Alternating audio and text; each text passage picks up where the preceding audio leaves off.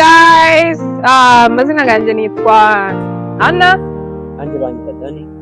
Turi hano nyine tugejeje kubasaba imbabazi kubera twari twabijeje ko episode ya mbere yitwa ubuzima uri buceho vuba, gusa mutwihanganire abo tuzayikinana bari bize, murabizi n'akazi ka hano nukuri tuje kubasaba imbabazi mutwihanganire. Episode ya mbere turabizeza ko iri buze gusa mutwihanganira, kandi nitushaho na episode ya mbere muzadufashe mutubyireho ibyo twishemo, mutujye n'inama ukuntu tugomba kubigenza, kubera nyine tubahaye video ntagiye n'icyo muvuga ntimurayikinge bishobora kuduca intege, ariko mudusopotinza mukatubwira ibyo twishemo turashobora kubihindura tukabaha ibintu byiza biboneye kandi namwe mwishimiye. Nimba Dani nawe yagira icyo ababwira nababwira.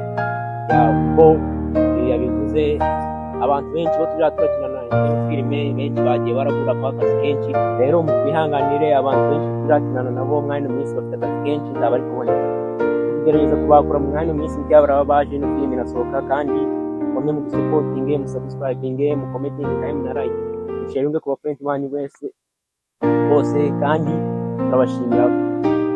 Nkuko Dani yabivuze turabashimira cyane, kandi kuba subscribe ndabashimira cyane, mwarakoze. Ikindi please ku batari ba subscribe yaboneka mudufashe mudusupporting, support yanyu ni ingenzi kuri twebwe, kuko mutadusuportinga nta kuntu twamenya ibyo turi gukora nimba biri kubanezeza, kandi ibyo tuba turi gukora nimwebwe tuba turi kubikorera. Yaboneka rero mudufashe musubscribe kuri ino channel yacu yitwa Ubuzima Films, niho ibikorwa byacu bigiye kuzaza bica, nyine nimubasha kudusuportinga natwe tukabona ko mudukunda, natwe tuzabashakira ibintu byinshi byiza tubagezaho. Murakoze, thank you guys, we love you.